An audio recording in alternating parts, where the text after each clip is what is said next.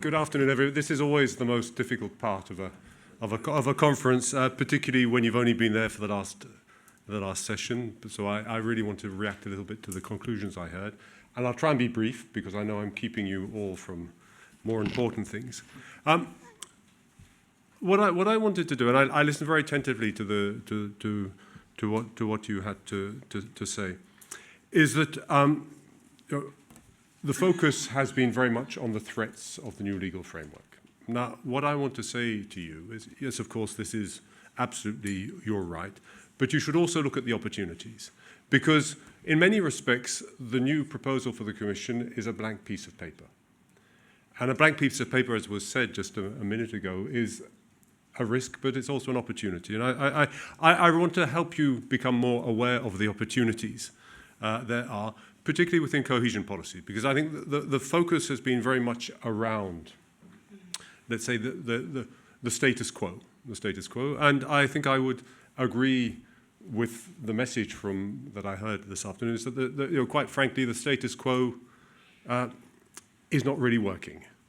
On the one hand, within the CAP, there seems to be a concern about an overly strong focus on agricultural activities and the resources that go with that. And then the cohesion policy is kind of a black box which no one has access to. Now, we hope in the proposal for the future that actually we provide a framework for a better integration of rural areas within what we would call cohesion policy, but will be this new framework. And there again, I mean, I think we have to move in that direction. We talk about integration, we talk about synergies. We know all about the difficulties. I have negotiated several frameworks, and this has always been an issue. Is rural development in with the same rules? Is it out? This framework offers a single set of rules. It offers a significant simplification of the way in which we apply our rules. And I really think that, having worked on this for a long time, this is something which really would make a difference to beneficiaries, not having to manage 3 or 4 different funding streams with different rules. Second point I'd want to make is that there are no easy solutions, and I think Catherine said. I mean, we're in a very difficult budgetary situation. There are not going to be magically more funds for cohesion policy, for rural development. I think we are really, perhaps we can see a bit of improvement in discussions with the co-legislators, but I think we are in a constrained situation. Therefore, the only option is to use the money better and to collaborate more. And I think collaboration is the key to it. Now, I've heard a lot about ring fencing, about earmarking. And I think this is a legitimate concern. This is a legitimate concern about how resources come and are visibly used in rural areas. Now, I think our take on that is what we need to do is to take it from the other direction, which is to have a better integration into the way we allocate money of the challenges facing rural areas. Now, you may or you may not be aware of this, and I actually looked it up on my phone. I mean, we have introduced into the new regulatory framework an obligation for the member states to concentrate resources on different types of territory. And I'll just read you what it actually says. It's Annex 7 of the MPR regulation. It says member states should concentrate resources, taking into account the specific needs, and challenges of rural areas. Sorry, I'm just trying to. Challenges of rural, especially those suffering from structural problems such as lack of attractive employment opportunities, skill shortages, underinvestment in broadband, connectivity, digital and other infrastructures and essential services, as well as youth drain, by strengthening the socio-economic fabric of those areas, in particular through job creation and support for young people and generational renewal. So, I mean, this is going to be part of our discussion with the member states. This is not something that was there before, and it will be a discussion for all of our policy, for rural development and cohesion. And we intend to integrate into our analysis and what we say to member states about the challenges they face, into the European semester. And this is a discussion which we will have together with colleagues with Agri. So we would expect that the specific problems of rural areas should be at the highest level of economic coordination through the mechanism which is the European semester. Now, all of these things are not perfect, but we think that there are opportunities there, and I think you need to reflect on the challenges and needs and how you feed these through to your member states.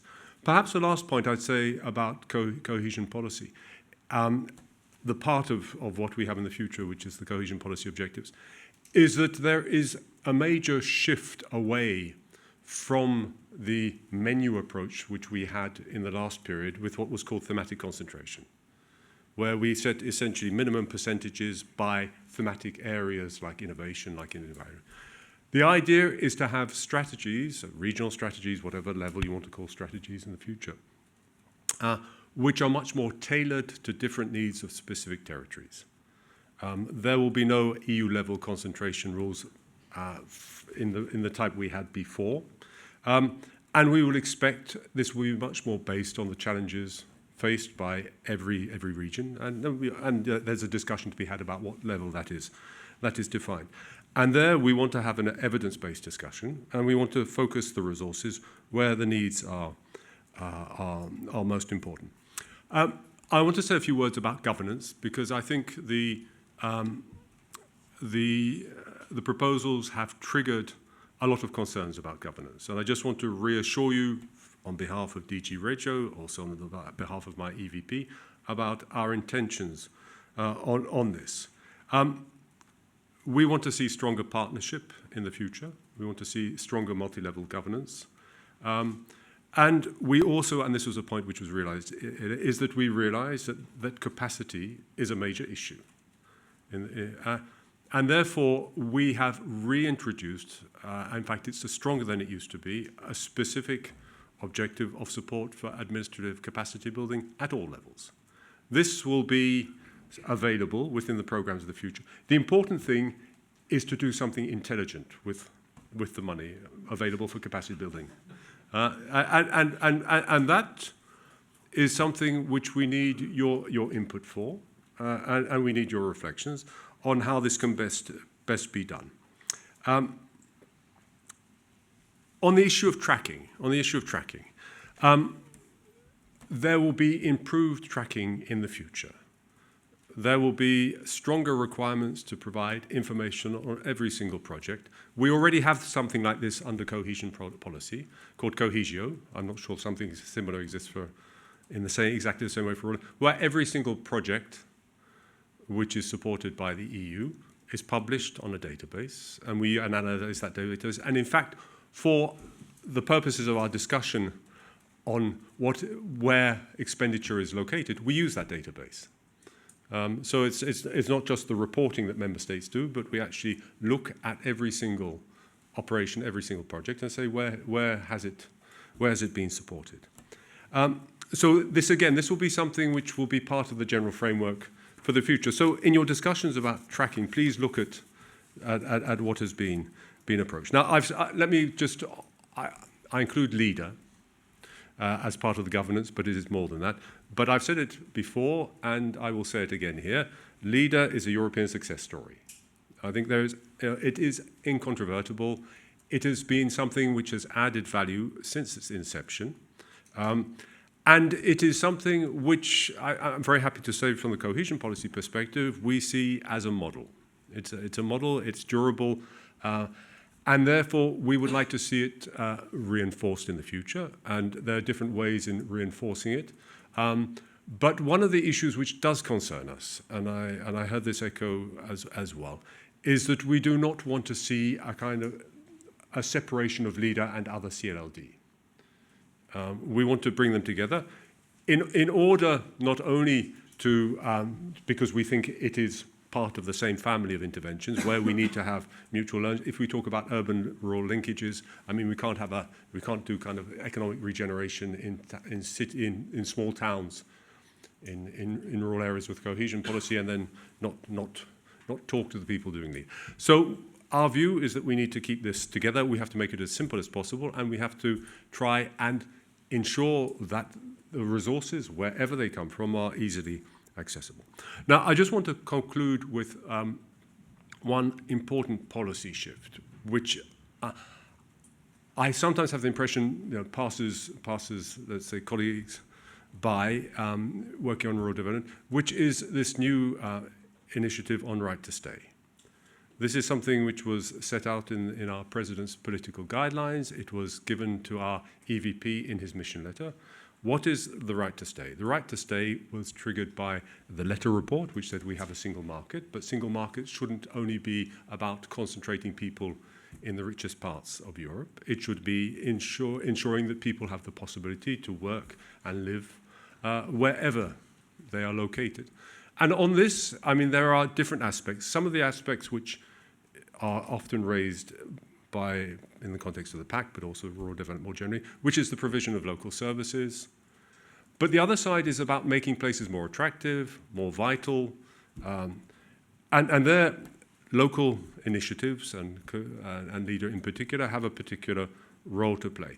So we will be launching a call for evidence quite soon on this. The initiative will be proposed, I think, in the middle of next year, if I'm correct.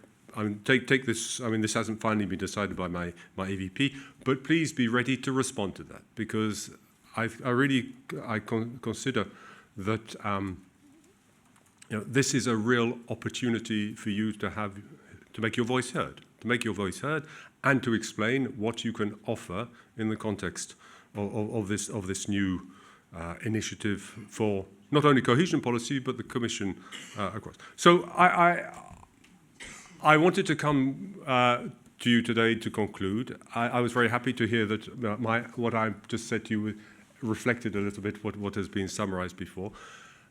But my main message is, please be part of the discussion not only on the future of rural development, but also on the future of cohesion policy, because cohesion policy contains significant elements for rural areas as well. So with that, I'd like to wish you an excellent evening and thank you for your invitation.